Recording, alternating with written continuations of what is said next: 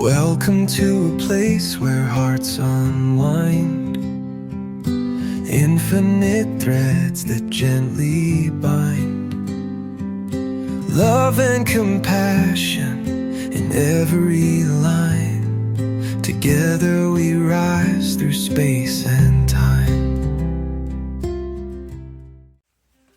Welcome back to Infinite Threads. I'm your host, Bob. Over the last few episodes, we've been walking through something very real. We began with the exhaustion that comes from always being the loving one.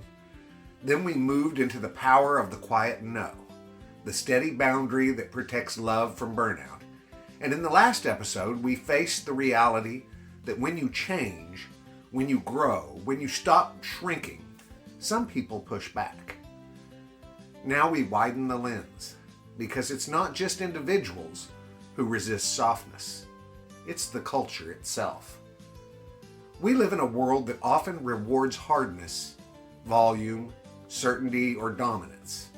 The quick comeback, the sharp edge, the unbending stance. Scroll through any feed, watch any debate, listen to how applause gathers. It gathers around force, around confidence that borders on aggression, around performance that leaves no room for doubt, or around voices that declare rather than consider. Softness, by contrast, is often misunderstood. It is mistaken for weakness.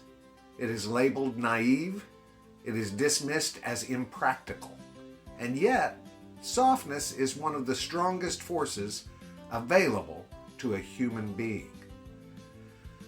Softness is restraint when you could retaliate. Softness is curiosity when you could condemn. Softness is openness when you could armor yourself. The world will tell you that to survive, you must harden.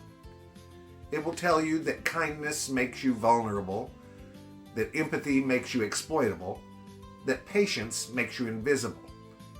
And sometimes, after enough pushback, after enough misunderstanding, after enough fatigue, you may feel the temptation to believe it.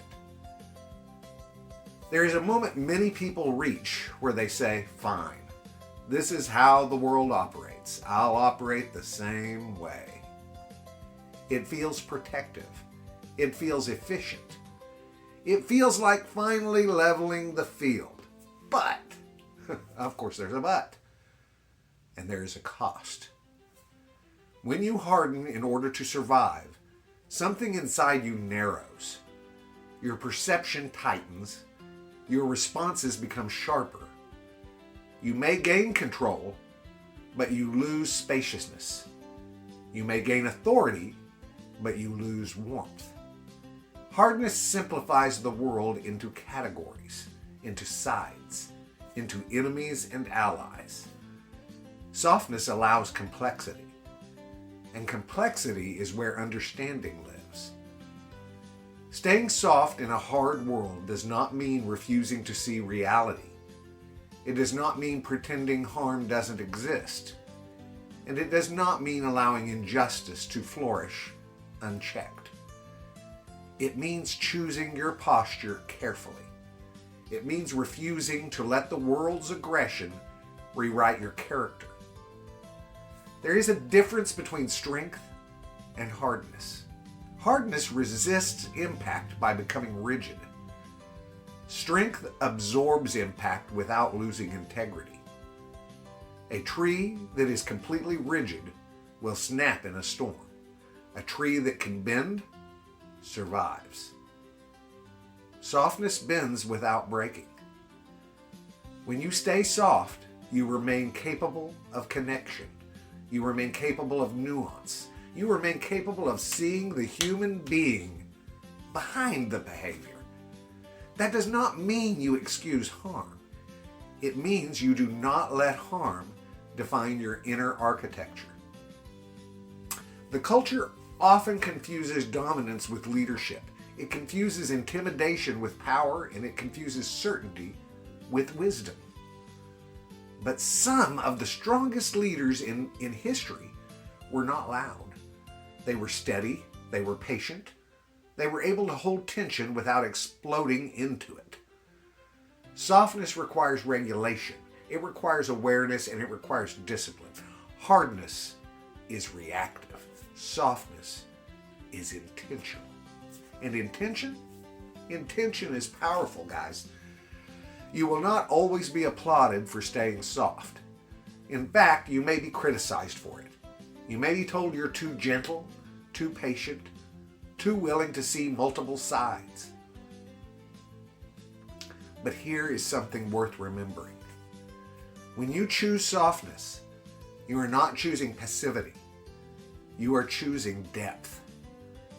You are choosing to respond instead of react. You are choosing to widen instead of narrow, and you are choosing to remain human in environments that reward dehumanization.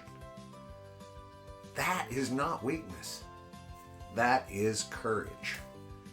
After all we've talked about, the fatigue, the boundaries, the pushback, this may be the most radical act of all. To grow, to stand firm, to face resistance, and still remain soft. Because softness is what keeps love accessible. If you harden completely, love becomes conditional, it becomes transactional, and it becomes guarded. When you stay soft, love remains possible.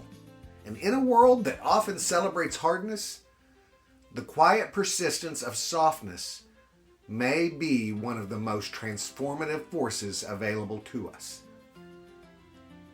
In the next episode, we'll talk about something hopeful. The ripple you may never see. The unseen impact of choosing this path. But for now, hold on to this.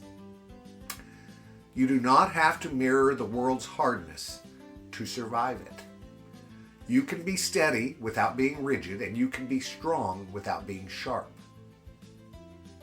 You can remain soft and still stand unshaken. I'm glad you're here, guys. And I am grateful that you're choosing strength that doesn't require armor. I love you all very, very, very much. And you know what I need you to do? Go out there and pass that on, okay? Later, Gators. Bye-bye.